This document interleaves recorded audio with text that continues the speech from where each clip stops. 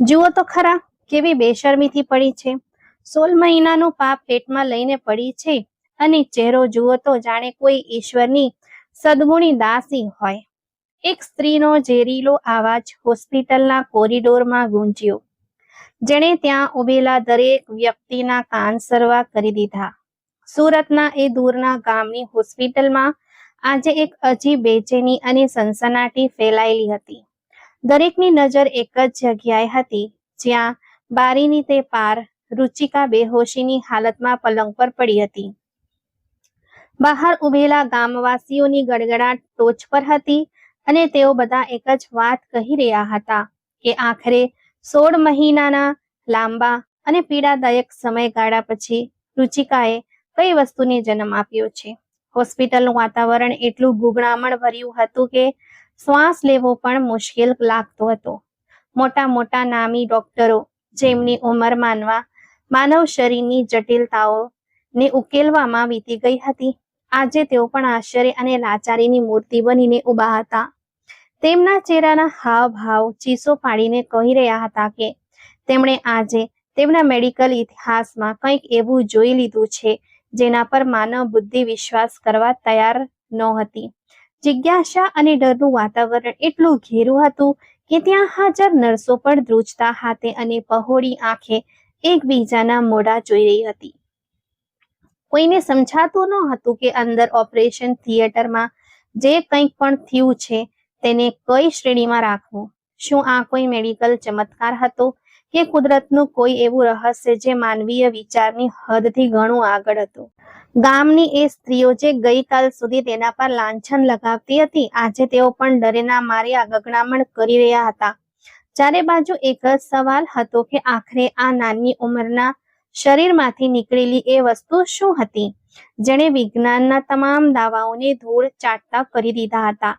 આ એ જ રુચિકા હતી જેની નિર્દોષતાના સોગંધ થોડા સમય પહેલા આખું ગામ ખાતું હતું. તે અત્યંત સારી અને પવિત્ર હતી. તેના માથા પરથી માતા પિતાનો છાયો ત્યારે જ ઉઠી ગયો હતો જ્યારે તેણે દુનિયાને બરાબર ઓળખી પણ નહોતી. તેની દુનિયા બસ તેની વૃદ્ધ દાદી સુધી મર્યાદિત હતી, જેમણે લોકોના ઘરોમાં કામકાજ કરીને અને મજૂરી કરીને તેને પાળી હતી. તેઓ બંને એક જર્જરિત અને કાચા મકાનમાં રહેતા હતા, જ્યાં વરસાદના દિવસોમાં છત ટપકતી હતી, પણ તેમના દિલની શાંતિ ક્યારે ઓછી થતી નહોતી. તે આખો દિવસ ઘરના નાના મોટા કામમાં પોતાની દાદીને મદદ કરતી અને જેવો તેને નવરાશનો સમય મળતો તે કાચા આંગણામાં ચટાઈ બિછાવીને ગીતાનો પાઠ કરવામાં મગ્ન થઈ જતી. તેના અવાજમાં એક એવી આધ્યાત્મિક મીઠાશ હતી કે રસ્તે ચાલતા લોકો પણ તેના ઘરની દિવાલ પાસે ઊભા રહીને તેનો પાઠ સાંભળવા મજબૂર થઈ જતા. તેની દાદી પોતાના થાકેલા અસ્તિત્વ સાથે જ્યારે તેને આ રીતે ભગવાનના વચનો સાથે જોડાયેલી જોતી, ત્યારે તેમની આંખોમાંથી કૃતજ્ઞતાના આંસુ વહેવા લાગતા. તે આકાશ તરફ જોઈને ભગવાનનો આભાર માનતી કે તેણે તેમને આવો નેક અને પવિત્ર સહારો આપ્યો છે જે તેમના ઘડપણનો સાથી બનશે. રુચિકાનું જીવન સાવ સાદું અને કોઈ પણ પ્રકારની સાંસારિક સુખ સુવિધાઓ વગર પસાર થઈ રહ્યું હતું. તેને ન તો સારા કપડાની તડપ હતી કે ન તો કોઈ સ્વાદિષ્ટ ભોજનની ઈચ્છા. તે દાળ રોટલી ખાઈને પણ પોતાના ભગવાનની સ્તુતિ કરતી હતી, પરંતુ કોઈને ખબર નહોતી કે એ શાંત અને ખામોશ જીવનની પાછળ નસીબ કઈ ભયાનક રમત રમી રહ્યું છે. આ બધી પીડાની શરૂઆત આજથી બરાબર 16 મહિના પહેલા થઈ હતી, જ્યારે અચાનક એક સાંજે રુચિકાની તબિયત બગડવા લાગી. શરૂઆતમાં તેને સામાન્ય તાવ આવ્યો અને સાથે જ પેટમાં દુખાવો ઉડપ્યો. જે સમય પસાર થવાની સાથે તીવ્ર બનતો ગયો, તેનું પેટ અસામાન્ય રીતે ફૂલવા લાગ્યું હતું, જાણે અંદર કોઈ વસ્તુ ઝડપથી વિકસી રહ્યું હોય. દાદીએ પોતાની પરંપરાગત વિચારસરણી મુજબ શરૂઆતમાં તેને સામાન્ય ગેસ, પેટની ખરાબી કે કોઈ મોસમી અસર માની અને ગામના એક જૂના હકીમ પાસેથી દેશી દવાઓ અને ફાંકી લાવીને તેને આપતી રહી. તે આખી રાત રુચિકાના પેટ પર ગરમ કપડાથી શેક કરતી અને તેને આશ્વાસન આપતી કે સવાર સુધીમાં બધું ઠીક થઈ જશે. પરંતુ સમય વીતતાની સાથે રુચિકાની તકલીફ ઘટવાને બદલે ખૂબ વધી ગઈ અને તેનું પેટ કોઈ ગર્ભવતી સ્ત્રીની જેમ સ્પષ્ટપણે વધવા લાગ્યું. દાદીની જમાપુંજી એ હકીમો અને દેશી નુસ્ખાઓમાં ખતમ થઈ ચૂકી હતી. તેમની પાસે એટલા પૈસા બિલકુલ નહોતા કે તેઓ તેને શહેરની કોઈ સારી અને મોટી હોસ્પિટલમાં લઈ જઈને તેની યોગ્ય સારવાર કરાવે. તે રાત્રે જાગીને પ્રાર્થના કરતી, રડતી અને ભગવાન પાસે રુચિકાની તંદુરસ્તી માટે વિનંતી કરતી રહેતી. દુખાવાની તીવ્રતા ક્યારેક એટલી વધી જતી કે રુચિકાના કપાળ પર પરસેવાના ટીપાં ચમકવા લાગતા અને તેનો રંગ પીળો પડી જતો. છતાં તેની સહન શક્તિ જોવા જેવી હતી. તે પીડાની તીવ્રતામાં પણ પ્રાર્થના કરવાનું છોડતી નહોતી. તે પોતાની દાદીને કહેતી, દાદીમા, તમે રડશો નહીં. આ બીમારી મારા ભગવાન તરફથી એક કસોટી છે અને તે મને આમાં એકલી નહીં છોડે. તેના શબ્દો દાદીના દિલને ચીરી નાખતા અને તેઓ તેને પોતાની છાતીએ લગાડીને ધ્રુસકે રોવા લાગતા. બીમારી કરતાં પણ મોટી પીડા એ વલણ હતું જે સમાજ આવા સમયે અપનાવે છે. ગામની સ્ત્રીઓ જ્યારે દાદીની ખબર કાઢવાના બહાને ઘરે આવતી ત્યારે રુચિકાની હાલત અને તેના ફૂલેલા પેટને જોઈને જાત જાતની વાતો કરતી. શરૂઆતમાં કોઈએ ખોટી સહાનુભૂતિ બતાવતા કહ્યું કે રુચિકા પર કોઈ ખરાબ પડછાયા કે ભૂતની અસર થઈ ગઈ છે, જેના કારણે તેનું પેટ આ રીતે ફૂલી રહ્યું છે. તો ક્યારેક કોઈએ તેને અસાધ્ય અને ચેપી બીમારીનું નામ આપીને દાદીને ડરાવવાનો પ્રયત્ન કર્યો. પરંતુ માનવ સ્વભાવમાં છુપાયેલી બુરાઈ બહુ જલ્દી બહાર આવી જાય છે અને ધીરે ધીરે એ કહેવાતી સહાનુભૂતિની વાતોએ એક ભયાનક અને શરમજનક અફવાનું સ્વરૂપ લઈ લીધું. ગામના એ અજ્ઞાની અને સંકુચિત માનસિકતાવાળા લોકોએ ચોક પર અને કૂવા કાંઠે એવી વાતો શરૂ કરી દીધી કે રુચિકા ગર્ભવતી છે અને આ તેના પેટમાં કોઈ પાપનો બોજ છે જે 16 મહિનાથી ઉછરી રહ્યો છે અને બહાર આવવાનું નામ નથી લેતો. તેમનું માનવું હતું કે આ કુદરત તરફથી તેના પર કોઈ પ્રકોપ ઉતારવામાં આવ્યો છે, જેણે તેના ગુનાને આટલા લાંબા સમય સુધી તેના શરીરમાં કેદ રાખ્યો છે. આ શરમજનક અફવા એટલી ઝડપથી ફેલાઈ કે જંગલની આગ પણ તેની સામે ઝાંકી પડી જાય. દાદીનું ઘરની બહાર નીકળવું મુશ્કેલ થઈ ગયું. લોકો તેમની તરફ ઘૃણા અને નફરતભરી નજરે જોવા લાગ્યા. તેઓ જે શેરીમાંથી પસાર થતા, લોકો તેમના મોઢા પર દરવાજા બંધ કરી દેતા. એ સ્ત્રીઓ જે કઈકાલ સુધી રુચિકા પાસે ધર્મગ્રંથો ભણવા આવતી હતી, આજે તેના ચારિત્ર પર એવા તીર ચલાવ્યા કે જેણે દાદીના આત્માને પણ વીંધી નાખ્યો. દાદી લોકોની આ ઝેરીલી વાતો સાંભળીને લોહીના ઘૂંટણા પીને રહી જતા. તેમના વૃદ્ધ હાડકામાં એટલી તાકાત નહોતી કે તેઓ આખા ગામ સામે લડી શકે. તેઓ ઘરે આવીને રુચિકા પાસે બેસતા અને આંસુ વહાવતા કહેતા, આ લોકો કેટલા નિર્દય અને સંવેદનહીન છે, જે એક માસૂમ અને પવિત્ર કન્યા પર આટલું હીન આડ લગાવી રહ્યા છે. તેમને ભગવાનનો જરા પણ ડર નથી કે તેઓ કોના પર કાદવ ઉછાળી રહ્યા છે. રુચિ, જેનું પોતાનું શરીર પીડાથી તૂટી રહ્યું હતું, તે પોતાના ધ્રુજતા હાથે દાદીના આંસુ લૂછતી અને હસીને અત્યંત શાંત લેખામાં જવાબ આપતી, દાદી, તમે આ લોકોની વાતોથી પરેશાન ના થાઓ. મારું ભગવાન મારી દાનત અને મારા ચારિત્રને સૌથી વધુ જાણે છે. આ દુનિયા તો પરીક્ષાનું સ્થળ છે અને ભગવાન તેના સારા માણસોની જ પરીક્ષા લે છે. તે એક દિવસ આ બધાની સામે સત્ય જરૂર લાવશે અને આ તમામને પોતાના કૃત્ય પર પસ્તાવો થશે. તે પોતાના દર્દની અને સમાજના મેળાટોળાની પીડાને પોતાના દિલમાં છુપાવતી અને લોકોની સંવેદનહીનતાને અવગણીને સંપૂર્ણપણે ઈશ્વરની મરજીમાં રાજી રહેતી. તેનો વિશ્વાસ અને અટલ શ્રદ્ધા પથ્થર જેવી મજબૂત હતી કે તેણે 16 મહિનાની આ ભયાનક કસોટીમાં એક વાર પણ ભગવાન સામે ફરિયાદ ન કરી કે તેને આ હાલતમાં કેમ મૂકી છે. તે બસ શાંતિથી પોતાની તકલીફ સહન કરતી અને રાત્રે જાગીને પોતાના પ્રભુની આરાધના કરતી રહેતી. આ અફવામાં ત્યારે વધુ વેગ આવ્યો જ્યારે ગામના શેઠના બગડેલા દીકરા પવને આ આગમાં ઘી હોમવાનું કામ કર્યું. પવન, જે આખા વિસ્તારમાં એક આવારા અને અત્યંત ખરાબ સ્વભાવના માણસ તરીકે જાણીતો હતો. તેણે એક દિવસ ગામના ચોકમાં અત્યંત અભિમાન સાથે એવો દાવો કર્યો કે તેણે થોડા સમય પહેલા રુચિકાને રાતના અંધારામાં બાજુના ગામના એક છોકરા વ્રજ સાથે છુપાઈને મળતા જોઈ હતી. તેણે સોગંદ ખાઈને કહ્યું, મેં મારી પોતાની આંખે જોયું છે. તેઓ બંને ગામની બહાર ખેતરોમાં ઊભા હતા અને ચોક્કસ આ જે બોજ રુચિકા ઉઠાવીને ફરી રહી છે તે એ વ્રજનો જ છે. આ તેની પવિત્રતાનો ડ્રામા તો માત્ર લોકોની આંખોમાં ધૂળ નાખવા માટે છે. પવનના આ દાવા પછી ગામમાં શંકાનું વાતાવરણ એટલું ઘેરું બની ગયું કે જે લોકો પેલા શાંત હતા તેઓ પણ હવે માનવા લાગ્યા કે દાળમાં કંઈક કાળું છે. દાદીનું દિલ જાણતું હતું કે તેમની રુચિકા પવિત્ર છે અને તેણે ક્યારેય ઘરની ઓંગળીઓ નહોતી. પરંતુ વ્રજના નામ સાથે જોડાયેલા આ આડને કારણે એવું વાતાવરણ બની ગયું કે દરેક જગ્યાએ એક પ્રશ્નાર્થ ચિહ્ન ઊભું થઈ ગયું હતું.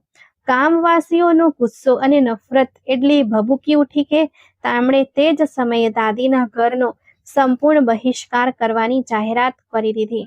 દુકાનદારોએ તેમને ઘર વખરીનો સામાન આપવાનું બંધ કરી દીધું. મોહલ્લાના લોકોએ તેમની સાથે વાતચીત તોડી નાખી. કોઈ તેમના દુઃખમાં ભાગીદાર નહોતું થતું અને ના તો કોઈ તેમની નાની એવી આર્થિક મદદ કરવા તૈયાર હતું. તેઓ બંને એક રીતે પોતાના જ ઘરમાં કેદી બનીને રહી ગયા હતા, જ્યાં ભૂખ, બીમારી અને લોકોના મેળા ટોણા તેમનું નસીબ બની ગયા હતા.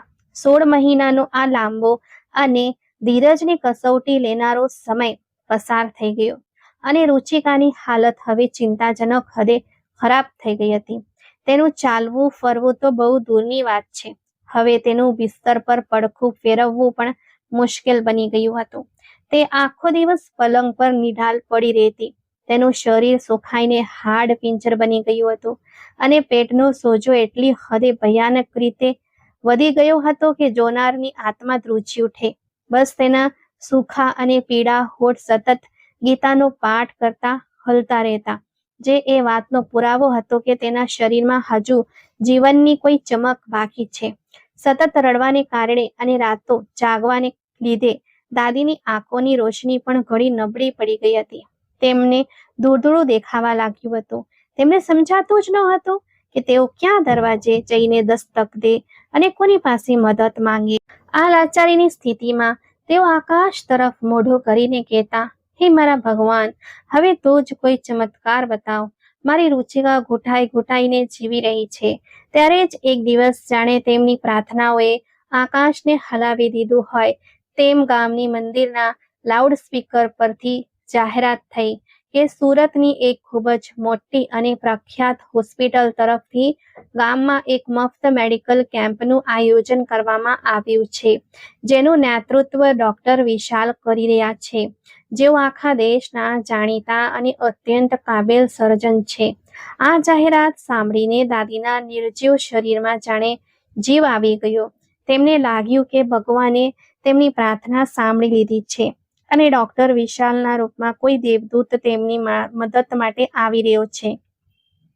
જ્યારે દાદીને આ કેમ્પની વિગતવાર જાણકારી મળી ત્યારે તેમણે પાકો નિર્ણય કરી લીધો કે ગમે તે થાય તેઓ રુચિકાને ત્યાં જરૂર લઈ જશે. તેમણે પોતાના નબળા શરીર સાથે મોટી મુશ્કેલીથી ગામના એક માણસની આજીજી કરીને તેની લાકડાની જૂની હાથ લારી માંગી અને એક પાડોશનની મદદથી રુચિકાને તે લારી પર સુવડાવી દીધી. રુચિકાનો દરેક શ્વાસ તકલીફ સાથે નીકળી રહ્યો હતો. દાદી તે લારીને ધક્કો મારતા કેમ્પ તરફ ચાલી નીકળ્યા. તે રસ્તો તેમના માટે કોઈ કઠિન પરીક્ષાથી ઓછો ન હતો. ગામવાસીઓ તેમને આ હાલતમાં જોઈને ફરીથી મેણા મારવા લાગ્યા. સ્ત્રીઓ પોતાના ઘરના દરવાજામાંથી ડોકિયું કરીને કટાક્ષ કરવા લાગી કે લો ભાઈ, આજે 16 મહિનાનું પાપ સાફ કરાવવા જઈ રહી છે દાદી. દાદીએ કોઈની પરવા ન કરી કે ના તો કોઈને જવાબ આપ્યો. તેમનો ઉદ્દેશ્ય માત્ર ને માત્ર કેમ્પ સુધી પહોંચવાનો હતો. ડોક્ટર વિશાલના કેમ્પમાં આજુબાજુના ગામડાઓમાંથી આવેલા દર્દીઓની ખૂબ જ ભીડ હતી. ચારે બાજુ લોકોનું ટોળું હતું. પરંતુ જ્યારે ડોક્ટર વિશાલની નજર તે જર્જરિત લારી પર પડી, જેના પર અર્ધમૃત હાલતમાં રુચિકા પડી હતી. ત્યારે તેઓ એકાએક ચોંકીને રોકાઈ ગયા. રુચિકાનો ચહેરો પીડાથી પીળો પડી ગયો હતો, પરંતુ તેના પર એક અજીબ ચમક અને શાંતિ હતી, જે કોઈ સામાન્ય દર્દીના ચહેરા પર હોતી નથી. તેની દયનીય હાલત જોઈને ડોક્ટર વિશાલનું દિલ ભરાઈ આવ્યું. તેમણે તરત જ પોતાના આસિસ્ટન્ટને કડક સૂચના આપી કે બાકીના બધા દર્દીઓને અહીં જ રોકો અને આ દર્દીને સૌથી પહેલા તપાસ માટે મારા ટેન્ટમાં લાવો. ડોક્ટર વિશાલે જ્યારે રુચિકાની પ્રાથમિક તપાસ શરૂ કરી અને તેના પેટ પર હાથ મૂક્યો, ત્યારે તેઓ ખરાબ રીતે ચોંકી ગયા. તેમની આંખો આશ્ચર્યથી ફાટી ગઈ અને ચહેરાનો રંગ ઉડી ગયો, કારણ કે તેમના અનુભવી હાથોએ કંઈક એવું અનુભવ્યું હતું જે મેડિકલ સાયન્સના સામાન્ય નિયમોથી બિલકુલ અલગ અને અત્યંત જટિલ હતું. તેમણે પોતાનું થેટેસ્કોપ કાનમાંથી કાઢ્યું અને દાદી તરફ જોયું, જેમની આંખોમાં આશા અને લાચારીનું મિશ્રણ હતું. ડોક્ટર વિશાલે ઊંડો શ્વાસ લેતા અત્યંત નરમ અવાજે કહ્યું, માજી, મને સાચું કહો, આ સ્થિતિ ક્યારથી છે અને તમે લોકો અત્યાર સુધી તેને કોઈ મોટી હોસ્પિટલ કેમ ન લઈ ગયા? દાદીના ધીરજનો પૂર તૂટી ગયો અને તેઓ ધ્રુસકે ને ધ્રુસકે રડવા લાગ્યા. તેમણે પોતાના જૂના દુપટ્ટાથી આંસુ લૂછતા ધ્રુજતા અવાજે કહ્યું, ડોક્ટર સાહેબ, પૂરા 16 મહિના થઈ ગયા છે મારી રુચિકાને આ નરકમાં તડપતા. અમે ગરીબ માણસ છીએ. 2 ટંકનું જમવાનું માંડ પૂરું થાય છે. શહેરની હોસ્પિટલનો ખર્ચ ક્યાંથી કાઢીએ? બસ ગામના હકીમો પાસેથી પડીકીઓ અને દેશી દવાઓ લેતા રહ્યા. અને જ્યારે પેટ વધવા લાગ્યું, ત્યારે ગામવાસીઓએ જીવાનો હક પણ છીનવી લીધો.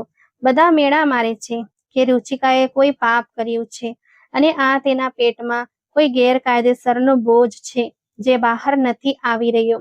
ડોક્ટર વિશાલ આ સાંભળીને ગુસ્સા અને આઘાતથી પોતાની જગ્યાએથી ઊભા થઈ ગયા. તેમણે એક નજર પલંગ પર પડેલી રુચિકા તરફ જોયું, જેના સૂખા હોઠ અત્યારે પણ પીડાની તીવ્રતામાં શોકના પાઠ કરી રહ્યા હતા.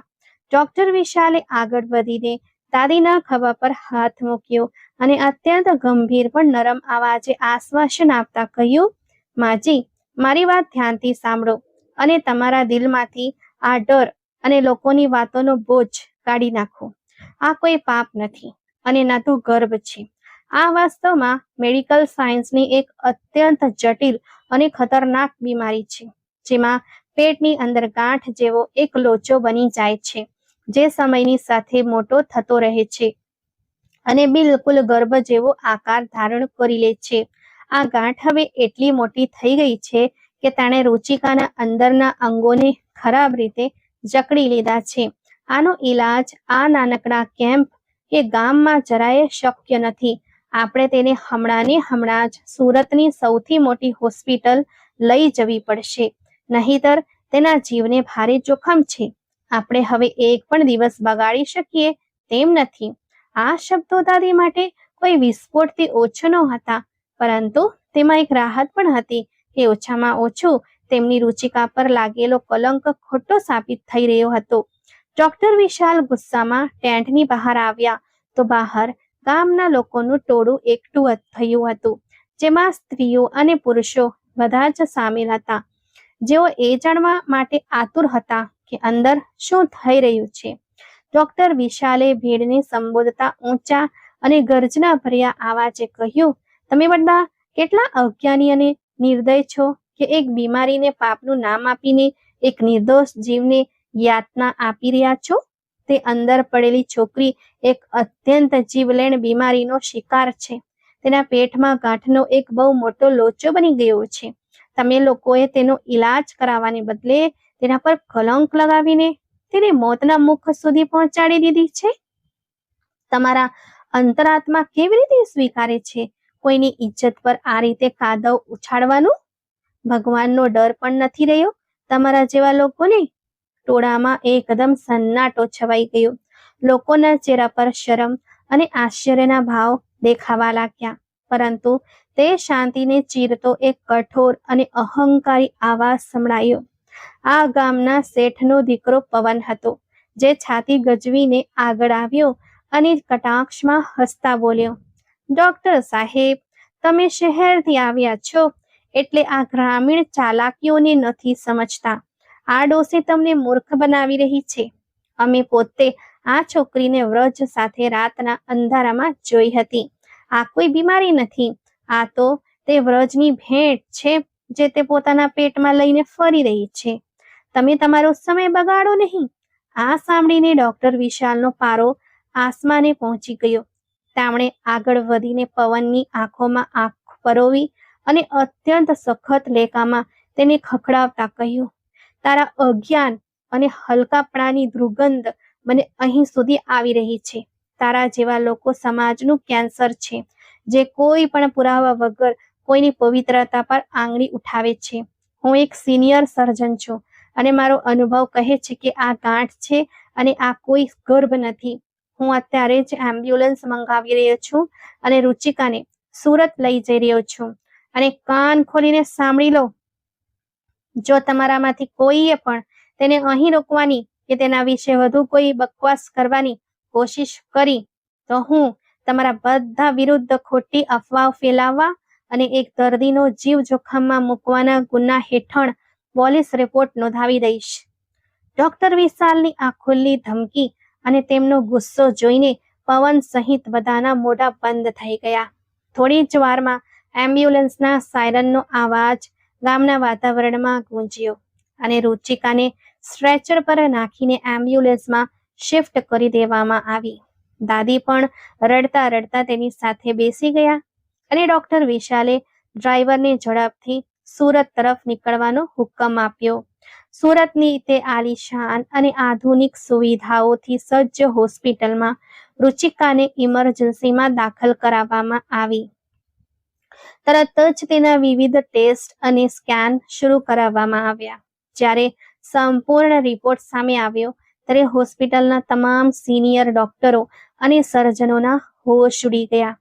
ચીફ સર્જન ડોક્ટર સંજયે હોસ્પિટલના કોન્ફરન્સ રૂમમાં એક તાકીદની મીટિંગ બોલાવી, જ્યાં એક મોટી સ્ક્રીન પર રુચિકાના રિપોર્ટ બતાવવામાં આવી રહ્યા હતા. ડોક્ટર સંજયે કપાળનો પરસેવો લૂછતા અત્યંત ચિંતાજનક અંદાજમાં કહ્યું, વિશાલ, તું આ કેવો કેસ લઈ આવ્યો છે? આ ગાંઠ 16 મહિનાના એટલી હદે સખત અને વિશાળ થઈ ગઈ છે કે તેણે લીવર અને હૃદયની મુખ્ય નસોને પોતાની આસપાસ ખરાબ રીતે લપેટમાં લઈ લીધી છે. તું પોતે જો, આ ગાંઠ સીધું હૃદયના વાલ્વ પર દબાણ લાવી રહી છે. આનું ઓપરેશન કરવું એટલે સીધું મોતના મુખમાં છલાંગ લગાવવા સમાન છે. તેના બચવાની શક્યતા માત્ર 1% છે અને તે પણ ત્યારે જ જો આપણે ઓપરેશન દરમિયાન તેને બહુ લોહી વહેતું અટકાવી શકીએ. હું હોસ્પિટલના ચીફ સર્જન તરીકે આટલા મોટા જોખમની મંજૂરી ક્યારેય ન આપી શકું. આપણી એક નાની ભૂલ તેનો જીવ લઈ લેશે અને આપણી હોસ્પિટલની પ્રતિષ્ઠા પણ ખરાબ થશે. ડોક્ટર વિશાલ, જે શાંતિથી આ બધું સાંભળી રહ્યા હતા, તે એકાએક ઊભા થઈ ગયા અને તેમણે મક્કમ અવાજે ડોક્ટર સંજયને જવાબ આપ્યો, સર, આપણે ડોક્ટર છીએ. આપણું કામ મોતથી ડરીને પાછા હટવાનું નહીં, પણ છેલ્લા શ્વાસ સુધી લડવાનું હોય છે. તમે રુચિકાને નથી જાણતા. તે 16 મહિના મેળા અને યાતના સહન કરી છે, પણ તેનો પોતાના ભગવાન પરનો વિશ્વાસ નથી તૂટ્યો. શું આપણે તેને પ્રયત્ન કર્યા વગર જ આ રીતે ઘૂંટાઈને મરવા માટે છોડી દઈએ? આ 1% આશા પણ મારા માટે ઘણી છે. હું આ ઓપરેશન પોતે લીડ કરીશ અને બધી જવાબદારી મારા માથે લઈશ. બસ તમે મને ઓપરેશન થિયેટર અને તમારી શ્રેષ્ઠ ટીમ ફાળવો. કોન્ફરન્સ રૂમમાં લાંબી ચર્ચા અને દલીલો પછી આખરે ડોક્ટર વિશાલની જીદ અને તેમના જુસ્સા સામે ડોક્ટર સંજયે હાર માનવી પડી અને તેમણે ઓપરેશનની મંજૂરી આપી દીધી. પરંતુ ત્યાં હાજર દરેક વ્યક્તિ જાણતી હતી કે આ એક અશક્ય મિશન હતું, જેનું પરિણામ ખૂબ ભયાનક આવી શકતું હતું. ઓપરેશનની એક રાત પહેલા હોસ્પિટલના ઈશાંત અને ઠંડા રૂમમાં, જ્યાં માત્ર મશીનોના આવાજ સંભળાતા હતા, ડોક્ટર વિશાલ રુચિકાને જોવા આવ્યા. તેમને લાગ્યું હતું કે કદાચ તે આવનારા કાલથી ડરીને રડતી હશે અથવા દાદી તેને સાંત્વના આપી રહ્યા હશે. પરંતુ જ્યારે તેમણે દરવાજો ખોલ્યો ત્યારે દૃશ્ય બિલકુલ અલગ હતું. રુચિકા હોસ્પિટલના ઓશિકાના ટેકે બેઠી હતી અને તેના હાથમાં પવિત્ર ભાગવત ગીતા હતી. તે અત્યંત ધીમા પણ શાંત અવાજમાં પઠન કરી રહી હતી. તેના ચહેરા પર ડર કે ચિંતાનું કોઈ ચિહ્ન સુદ્ધા નહોતું. એવું લાગતું હતું જાણે તેને કાલે થનારા જીવલેણ ઓપરેશનની કોઈ ફિકર જ ન હોય. ડોક્ટર વિશાલ ધીરેથી તેની પાસે આવ્યા અને ખુરશી ખેંચીને બેસી ગયા.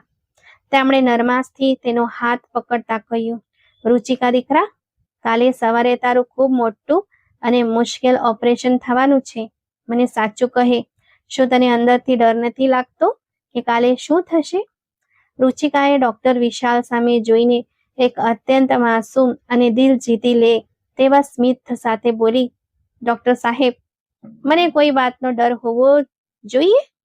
જે જીવ મારા ભગવાને આપ્યો છે તે તેની જ અમાનત છે અને જ્યારે તે ઈચ્છે ત્યારે પોતાની અમાનત પાછી લઈ શકે છે. જો મારો ઈશ્વર મને પોતાની પાસે બોલાવવા માંગતો હોય તો હું ખુશી ખુશી તેની પાસે જઈશ. ત્યાં મને કોઈ મેળા નહીં મારે અને કોઈ મારા પર આક્ષેપ નહીં કરે. અને જો તે મને વધુ જીવન આપવા માંગતો હોય તો સંસારની કોઈ શક્તિ મને મારી શકતી નથી. બસ તમે તમારું કામ કરજો. મને ખાતરી છે કે મારો ભગવાન મારી સાથે છે અને તે મને ક્યારેય એકલી નહીં છોડે. તેની આટલી ગંભીર અને મક્કમ વાત સાંભળીને ડોક્ટર વિશાલ આશ્ચર્યચકિત થઈ ગયા. તેમને લાગ્યું કે તેઓ કોઈ સામાન્ય વ્યક્તિ સાથે નહીં પણ એવી હસ્તી સાથે વાત કરી રહ્યા છે જેનો વિશ્વાસ તે ભણેલા ગણેલા લોકો કરતા ક્યાંય વધુ મજબૂત અને પવિત્ર હતો. તેમણે ગડગડા આવાજે કહ્યું, દીકરા, તું આરામ કર. કાલે આપણે એક નવી જંગ લડીશું અને ભગવાનની મરજી હશે તો આપણે જરૂર જીતશું. બીજી સવારે હોસ્પિટલના ઓપરેશન થિયેટરને અત્યાધુનિક સાધનો અને મશીનોથી સજ્જ કરવામાં આવ્યું હતું. હોસ્પિટલનો તમામ સ્ટાફ, નર્સો અને જુનિયર ડોક્ટરો દરેકના મનમાં એક અજીબ ગભરાટ અને બેચેની હતી. ડોક્ટર વિશાલ અને તેમની કાબેલ ટીમે અંદર દાખલ થઈને ભગવાનનું નામ લીધું અને રુચિકાને સંપૂર્ણ બેભાન કરીને ઓપરેશન શરૂ કર્યું. શરૂઆતની 3 કલાક અત્યંત મહેનત અને સાવચેતી સાથે પસાર થઈ. ડોક્ટર વિશાલે મોટી કુશળતાથી તે સખત ગાંઠના ઉપરના ભાગને બાકીના અંગોથી અલગ કરવાનું શરૂ કર્યું. બધું બરાબર ચાલી રહ્યું હતું અને મોનિટર પર રુચિકાના હૃદયના ધબકારા અને બ્લડ પ્રેશર નોર્મલ હતા. પરંતુ પછી અચાનક પરિસ્થિતિએ ભયાનક વળાંક લીધો. જેવું ડોક્ટર વિશાલે તે ભાગને અડક્યો જે લીવરની એકદમ નજીકથી પસાર થતો હતો, ત્યાં રહેલી એક અત્યંત બારીક પણ મહત્વની નસ કપાઈ ગઈ અને લોહીનો ફુવારો તેજીથી વહેવા લાગ્યો. ઓપરેશન થિયેટરની શાંતિ એકાએક એલાર્મના તીક્ષ્ણ અને કંપાવી દેનારા અવાજોથી તૂટી ગઈ. મોનિટર પર રુચિકાના ધબકારાની રેખાઓ ઝડપથી નીચે પડવા લાગી અને બ્લડ પ્રેશર જોખમી સ્તરે પહોંચી ગયું. ડોક્ટર વિશાલના કપાળ પર પરસેવાના ટીપા દેખાવા લાગ્યા. તેમના હાથ ઝડપથી હલનચલન કરી રહ્યા હતા જેથી આ વહેતા લોહીને રોકી શકાય. પણ લોહી એટલી ઝડપથી નીકળી રહ્યું હતું કે તે આખા ભાગમાં ભરાઈ ગયું અને અંદર કંઈ પણ દેખાવાનું બંધ થઈ ગયું. તેમના અસિસ્ટન્ટ ડોક્ટરે ગભરાઈને મોનિટર તરફ જોયું જ્યાં હવે રેખાઓ એકદમ સીધી થવાની ચેતવણી આપી રહી હતી. તેણે ધ્રુજતા આવાજે કહ્યું, સર, આપણે તેને ખોઈ રહ્યા છીએ. બ્લીડિંગ બહુ વધી ગયું છે. આપણે તરત જ ઓપરેશન રોકીને તેને પુનર્જીવિત કરવાનો પ્રયાસ કરવો જોઈએ. પરંતુ ડોક્ટર વિશાલે હાર માનવાનો સાફ ઇનકાર કરી દીધો. તેમણે જોરથી બૂમ પાડીને કહ્યું, ના, આપણે ઓપરેશન નહીં રોકીએ. મને વધુ કોટન આપો. હું આ નસને ગમે તે ભોગે. તેમના અવાજમાં એક અજીબ મક્કમતા હતી. તેઓ કોઈ પણ સંજોગોમાં આ માસૂમ જીવને પોતાના હાથમાંથી સરકતો જોઈ શકતા નહોતા. ડોક્ટર વિશાલની આંગળીઓ લોહીના તે ખાબોચિયામાં નસનો કપાયેલો છેડો રહી હતી. પરંતુ પસાર થતી દરેક સેકન્ડ રુચિકાને મૃત્યુના અંધકાર તરફ ધકેલી રહી હતી. સૌના શ્વાસ અટકી ગયા હતા અને મોનિટરની આવાજ સતત ધીમી પડી રહી હતી.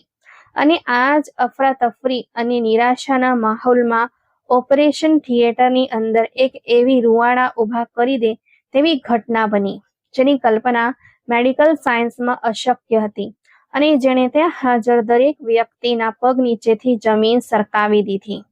રુચિકાના એ પીળા અને સુખાયેલા હોઠ, જે મેડિકલ સાયન્સ મુજબ સંપૂર્ણપણે નિષ્ક્રિય હોવા જોઈતા હતા, તે અચાનક સહેજ હલવા લાગ્યા. શરૂઆતમાં અસિસ્ટન્ટને લાગ્યું કે કદાચ આ તેનો ભ્રમ છે અથવા સ્નાયુઓનું કોઈ ખેંચાણ છે, જે અવારનવાર શરીરમાં થતું હોય છે. પરંતુ બીજી ક્ષણે ઓપરેશન થિયેટરના એ શાંત અને ગુંગળામણ ભર્યા વાતાવરણમાં એક અત્યંત ધીમો પણ સ્પષ્ટ આવાજ સંભળાયો. આ અવાજ કોઈ કણસવાનો કે દર્દનો ન હતો, પરંતુ એ બેહોશીની હાલતમાં રુચિકાના હોઠો પરથી પવિત્ર ગ્રંથના પઠન ગૂંજવા લાગ્યા હતા. જ્યારે મશીનોથી ભરેલા એ ઠંડા રૂમમાં આત્માને સ્પર્શી જાય તેવા એ શબ્દો ગૂંજ્યા, ત્યારે ડોક્ટર વિશાલ અને તેમની આખી સર્જિકલ ટીમના હાથ જ્યાં હતા ત્યાં જ થંભી ગયા. તેમની આંખો ફાટી રહી ગઈ અને શરીરમાં એક ધ્રુજારી ફેલાઈ ગઈ. આ કોઈ સામાન્ય વાત નહોતી. મેડિકલ સાયન્સના લાંબા ઇતિહાસમાં આવું થવું સંપૂર્ણપણે અશક્ય હતું કે એક દર્દી જેનું મગજ અનેસ્થેથિયાના ભારે ડોઝને કારણે સંપૂર્ણપણે ઊંઘી ગયું હોય, તે આટલી સચોટતા અને હોશમાં રહીને પોતાના ઈશ્વરનું નામ વાંચતું હોય. આ દૃશ્ય એટલું પ્રભાવશાળી હતું કે બધા ડોક્ટરો ભય અને આશ્ચર્ય સાથે એકબીજાના મોઢા જોવા લાગ્યા. આ જટિલ ઓપરેશન પર નજર રાખવા માટે એક વિદેશી નિષ્ણાંત પણ ત્યાં હાજર હતા, જેઓ કંઈ પણ ધર્મ કે દૈવી શક્તિમાં જરાય વિશ્વાસ નહોતા ધરાવતા. તેઓ કાચની તે બાજુથી આ બધું જ અવિશ્વસનીય દૃશ્ય જોઈ રહ્યા હતા અને તેમના ચહેરા પરનો ઘમંડ હવે ઊંડા આશ્ચર્યમાં બદલાઈ ગયો હતો. રુચિકાનો અવાજ સાંભળીને તેઓ એટલા ભાવવિભોર થઈ ગયા કે તેમની આંખોમાં આંસુ આવી ગયા. તેમનું વૈજ્ઞાનિક અને તાર્કિક મગજ એ હકીકત સ્વીકારવા મજબૂર થઈ ગયું હતું કે આ બ્રહ્માંડને ચલાવનારી કોઈ બહુ મોટી અને અદૃશ્ય શક્તિ ચોક્કસ અસ્તિત્વ ધરાવે છે, જે વિજ્ઞાન અને માનવીય બુદ્ધિની તમામ મર્યાદાઓથી ઘણી આગળ છે. રુચિકાના પાઠનો અવાજ ઓપરેશન થિયેટરમાં હાજર એ થાકેલા અને નિરાશ ડોક્ટરો માટે એક દેવી મદદ અને આકાશમાંથી ઉતરેલી આધ્યાત્મિક શાંતિ સમાન સાબિત થયો. તેમના જે ડર અને હારની ભાવના જન્મી હતી તે એકાએક ગાયબ થઈ ગઈ અને તેની જગ્યાએ એક અજીબ શાંતિ અને શક્તિએ લીધી. ડોક્ટર વિશાલના હાથમાં જાણે નવો જીવ આવી ગયો અને અત્યંત ઝડપ અને કુશળતા સાથે ફરી પોતાનું કામ શરૂ કર્યું. કપાયેલી નસને જોડવાનું કામ જે થોડીવાર પહેલા અશક્ય અને મુશ્કેલ લાગતું હતું, તે અચાનક એટલું સરળ બની ગયું જાણે કોઈ અદૃશ્ય હાથ તેમનું માર્ગદર્શન કરી રહ્યો હોય અને તેમના હાથ ચલાવી રહ્યો હોય. કલાકોની આ લાંબી અને ધીરજની કસોટી સમાન મહેનત પછી આખરે કુદરત મહેરબાન થઈ અને ડોક્ટર વિશાલે 16 મહિના જૂના બોજને રુચિકાના નબળા શરીરમાંથી અલગ કરવામાં સંપૂર્ણ સફળ રહ્યા. જ્યારે એ વિશાળ અને ભયાનક ગાંઠને અત્યંત સાવચેતી સાથે સ્ટીલની મોટી ટ્રેમાં રાખવામાં આવી, ત્યારે ત્યાં હાજર દરેક વ્યક્તિ તેને જોઈને દંગ રહી ગઈ. તે કોઈ સામાન્ય ગાંઠ કે માંસનો લોચો નહોતો જેની તેમને અપેક્ષા હતી. 16 મહિનાના આ લાંબા અને પીડાદાયક સમયમાં તે માંસ રુચિકાના શરીરની અંદર સંપૂર્ણપણે એક અત્યંત સખત પથ્થરનું સ્વરૂપ લઈ ચૂક્યું હતું, જેણે તેના આંતરિક અંગોને ખરાબ રીતે જકડી રાખ્યા હતા. આ એક એવો અનોખો મેડિકલ કેસ હતો જેણે સિનિયર સર્જનોને પણ હેરાન કરી દીધા હતા કે આટલી નાની વયની બાળકીએ આટલા લાંબા સમય સુધી પથ્થર જેવા આ બોજને કેવી રીતે સહન કર્યો. ઓપરેશન સંપૂર્ણપણે સફળ રહ્યું હતું અને મોનિટર પર રુચિકાના હૃદયના ધબકારા અને બ્લડ પ્રેશર ફરીથી સામાન્ય સ્તરે આવી ગયા હતા. ડોક્ટર વિશાલ જ્યારે ઓપરેશન થિયેટરના દરવાજાની બહાર આવ્યા ત્યારે તેમના કપડાં લોહીથી લથપથ હતા, પરંતુ તેમના ચહેરા પર એક ઊંડી શાંતિ હતી. કોરિડોરમાં બેઠેલા વૃદ્ધ દાદી તેમની આહાડ સાંભળીને બેબાકડા થઈને ઊભા થયા અને લથડતા કદમે આગળ વધીને તેમનો હાથ મજબૂતીથી પકડી લીધો. દાદીએ તડપીને રડતા રડતા પૂછ્યું, મારી રુચિકા કેવી છે ડોક્ટર સાહેબ? તે ઠીક છે ને? ડોક્ટર વિશાલે સ્મિત સાથે દાદીના બંને હાથ પોતાના હાથમાં લીધા અને અત્યંત નમ્રતાથી જવાબ આપ્યો, માજી, તમારી રુચિકાએ મૃત્યુને સંપૂર્ણ રીતે પરાજિત કર્યું છે અને તે બિલકુલ સુરક્ષિત છે. તેણે કોઈ પાપને નહીં પરંતુ એક એવા ચમત્કારને જન્મ આપ્યો છે જેણે આજે મારા સહિત આપણા સૌના નિષ્ઠાને તાજા કરી દીધા છે. આ બાળકની ધીરજ ખરેખર બેમિસાલ છે. દાદી આ સાંભળીને ત્યાં જ કોરિડોરના ઠંડા ફ્લોર પર ભગવાનનો આભાર માનવા લાગ્યા. આ અનોખા સમાચાર હોસ્પિટલની 4 દિવાલો સુધી મર્યાદિત ન રહ્યા અને ખૂબ જ જલ્દી રાષ્ટ્રીય મીડિયાની હેડલાઇન બની ગયા. ટીવી સ્ક્રીન પર રુચિકાનું એ આશ્ચર્યજનક ઓપરેશન અને તે પથ્થરની સ્પષ્ટ તસવીર બતાવવામાં આવવા લાગી. જોતા જોતામાં આ સમાચાર જંગલની આગની જેમ ફેલાતા સુરતના તે નાના અને પછાત ગામ સુધી પણ પહોંચી ગયા. ગામવાસીઓ જે કઈ કાલ સુધી રુચિકા પર જાતભાતના હલકા આક્ષેપો કરી રહ્યા હતા અને તેની પવિત્રતાની જાહેરમાં મજાક ઉડાવી રહ્યા હતા, આજે તે બધા પોતપોતાના ઘરોમાં ટીવી સ્ક્રીન સામે શરમથી માથું ઝુકાવીને બેઠા હતા. તેમને પોતાની એ દંભી વિચારસરણી પર ખૂબ જ પસ્તાવો થઈ રહ્યો હતો, જેના કારણે તેમણે એક નિર્દોષ જીવનું જીવવું મુશ્કેલ કરી દીધું હતું. આ બધામાં સૌથી ખરાબ હાલત શેઠના રખડતા દીકરા પવનની હતી, જેણે વ્રજનું નામ જોડીને ખોટી અને ભયાનક અફવા ફેલાવી હતી. જ્યારે તેણે રુચિકાની સચ્ચાઈનો આ ચમત્કાર જોયો ત્યારે તેને પોતાની આ હલકી હરકત પર એટલો પસ્તાવો થયો કે તે કોઈ પણ રીતે સહન કરી શકતો ન હતો. તેને તીવ્રતાથી અહેસાસ થઈ ચૂક્યો હતો કે તેની એક ખોટી અને પાયાવિહોણી વાતએ એક નિર્દોષ જીવને નર્ક જેવી યાતનાના દલદલમાં ધકેલી દીધો હતો.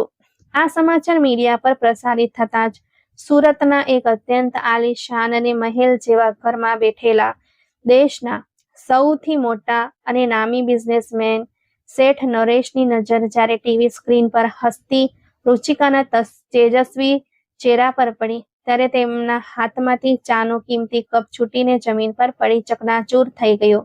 તેઓ પોતાની જગ્યાએથી ઉછળી પડ્યા અને સ્ક્રીનની એકદમ નજીક જઈને રુચિકાને ધ્યાનથી જોવા લાગ્યા.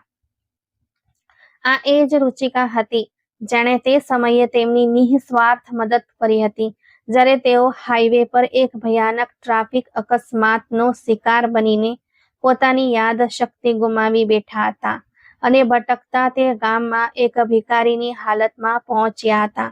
તે સમયે જ્યારે ગામવાસીઓએ રુચિકા અને તેના દાદીનો સંપૂર્ણ બહિષ્કાર કર્યો હતો અને તે પોતે અસહ્ય પીડા અને ભૂખની ખરાબ હાલતમાંથી પસાર થઈ રહી હતી, ત્યારે પણ તે અવારનવાર પોતાના હિસ્સાની દાળ રોટલી અને દાદીની મહેનતથી ભેગી કરેલી કેટલીક પરચુરણ રકમ તે પાગલ ભિખારીને આપી દેતી હતી. શેઠ નરેશની આંખો સામે તે બધા દ્રશ્યો તરી આવ્યા કે કેવી રીતે રુચિકા પોતાની તકલીફ હોવા છતાં તેમને દિલાસો આપતી હતી કે ભગવાન બધું ઠીક કરી દેશે. તેઓ તો થોડા સમય પહેલા જ પોતાના પરિવારને મળ્યા હતા અને વિદેશમાં ઈલાજ પછી તેમની યાદશક્તિ પાછી આવી હતી, પરંતુ તેઓ ત્યારથી સતત તે દયાળુ અને દેવદૂત જેવી વ્યક્તિને રહ્યા હતા જેમણે તે મુશ્કેલ પરિસ્થિતિમાં તેમનો સહારો બનીને તેમનો જીવ બચાવ્યો હતો. આજે રુચિકાને આ હાલતમાં હોસ્પિટલના પલંગ પર જોઈને અને તેના પર વીતેલી મુસીબતો વિશે સાંભળીને તેમની આંખોમાંથી આંસુ સરી પડ્યા. તેમણે નિર્ણય કરી લીધો કે તેઓ પોતાના આ ઉપકારનો હક જરૂર ચૂકવીશું. થોડા દિવસો પછી જ્યારે રુચિકા સંપૂર્ણપણે સ્વસ્થ થઈ ગઈ ત્યારે તેને હોસ્પિટલમાંથી રજા આપવામાં આવી. દાદી તેને લઈને પાછા પોતાના ગામના એ જ કાચા મકાનમાં આવી ગયા, પરંતુ આજે ગામનું દૃશ્ય બિલકુલ બદલાયેલું હતું. રુચિકાના ઘરની બહાર ગામવાસીઓનું એક મોટું ટોળું જમા હતું, જેમના ચહેરા પર શરમની શાહી લાગેલી હતી. દાદી અને રુચિકા જેવી ગાડીમાંથી નીચે ઉતરી ગામની તે સ્ત્રીઓ જે ગઈકાલ સુધી તેમણે મેણા મારતી હતી તે રડતી રડતી આગળ વધી અને દાદીને ગળે વળગીને માફી માંગવા લાગી. આ ભીડને ચીરતો શેઠનો દીકરો પણ આગળ આવ્યો. તેની આંખોમાં આજે અભિમાનને બદલે સાચી શરમ હતી અને તેનું વર્તન બિલકુલ બદલાઈ ગયું હતું. તે સીધો રુચિકા અને દાદીની સામે આવીને ઊભો રહ્યો અને તેની આંખોમાંથી આંસુ વહેવા લાગ્યા. તેણે કહ્યું, મને માફ કરી દો રુચિકા. મેં મારા ખોટા અહંકાર અને હલકા મનોપ્રવૃત્તિમાં તમારી પવિત્રતા પર કાદવ ઉછાળ્યો અને એક એવો આરોપ લગાવ્યો જેણે તમારી જિંદગી નર્ક બનાવી દીધી. હું ખરેખર દિલથી ખૂબ જ શર્મિંદો છું અને મને સમજાતું નથી કે હું મારા આ ભયાનક પાપનો પ્રાયશ્ચિત કેવી રીતે કરું. રુચિકા હંમેશાથી જ દયાળુ અને ધૈર્યવાન હતી. તેણે સ્મિત સાથે પવન અને બાકીના બધા લોકો તરફ જોયું અને અત્યંત સભ્યતાથી જવાબ આપ્યો, ભગવાન ઘણો દયાળુ અને ક્ષમાશીલ છે. જ્યારે તેણે મને આ પરીક્ષામાંથી બહાર કાઢી દીધી છે તો હું કોણ હોઉં કોઈના માટે દિલમાં વેર રાખનારી? મેં આપ સૌને ભગવાનની મરજી માટે માફ કર્યા. હજુ તો ગામવાસીઓ પોતાની શરમ વ્યક્ત કરી જ રહ્યા હતા કે થોડા જ દિવસો પછી ગામના કાચા રસ્તા પર કેટલીક મોટી અને ચમકતી ગાડીઓ આવીને ઊભી રહી.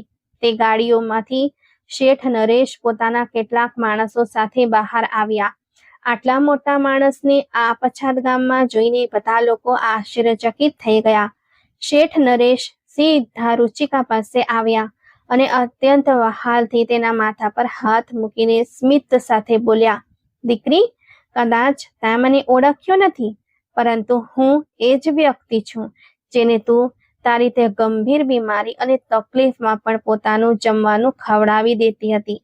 તે મારા પર તે સમયે દયા કરી હતી જ્યારે આખી દુનિયા તારા પર જુલમ કરી રહી હતી. શેઠ નરેશની વાત સાંભળીને ગામવાસીઓ હેરાન થઈને જોઈ રહ્યા હતા. શેઠ નરેશે હાજર ભીડની તરફ જોઈને જાહેરાત કરી, આ બાળકીએ માનવતાનું જે ઉદાહરણ પૂરું પાડ્યું છે તેનું કોઈ મૂલ્ય નથી. મેં રુચિકા અને તેના દાદી માટે શહેરમાં એક ખૂબ જ સારા ઘરની વ્યવસ્થા કરી છે જ્યાં તેઓ શાંતિથી રહેશે. હવેથી તેમને આર્થિક ખર્ચની પણ કોઈ તકલીફ નહીં પડે. આ મારું વચન છે જે હું તમારા બધાની સામે આપું છું. રુચિકાનું તમામ શિક્ષણ અને તેમની દરેક જરૂરિયાતની જવાબદારી આજથી મારી છે. શેઠ નરેશની આ ઉદારતા જોઈને દાદીની આંખોમાં આંસુ આવી ગયા, પરંતુ રુચિકાએ અત્યંત આદર સાથે શેઠ નરેશ તરફ જોયું અને બોલી, શેઠ સાહેબ, તમારી આ મહેરબાની બદલ ખૂબ ખૂબ આભાર અને હું આ બધું ચોક્કસ સ્વીકારીશ, પરંતુ મારી બસ એક શરત અને દિલની ઈચ્છા છે.